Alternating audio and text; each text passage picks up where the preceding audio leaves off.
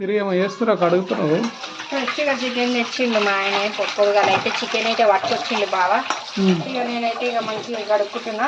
ఇంత ఉప్పు వేసిన, ఉప్పు పసుపు వేసిన. నిజంగా ఎందుకంటే వాళ్ళు ఎప్పుడు కట్ చేసింది ఉంటుందో ఏందో మనకు తెలియదు కదా. అందుకని మనం జర ఫ్రెష్ కడుక్కొని పెట్టుకున్నాం అనుకో, జర ఉప్పు దొడ్డు ఉప్పు వేసుకొని జర ఏదైనా సాల్ట్ ఇంత కొంచెం పసుపు వేసుకున్నాం అనుకో, ఇక ముక్కలకు జర ఇట్లా పట్టిస్తే వాళ్ళు ఎప్పుడు కట్ చేసినా కానీ జర మనం ఫ్రెష్గా ఉన్నట్టు ఉంటుంది.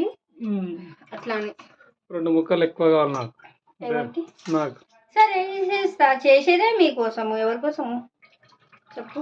అదేంది ఇదేమో గుండెకాయ, ఇదేమో అవి కోడి కాజాలు, ఇదేమో చికెను, ఇదేమో పీసు. వాడు పెద్ద పెద్ద కట్ చేసిండు.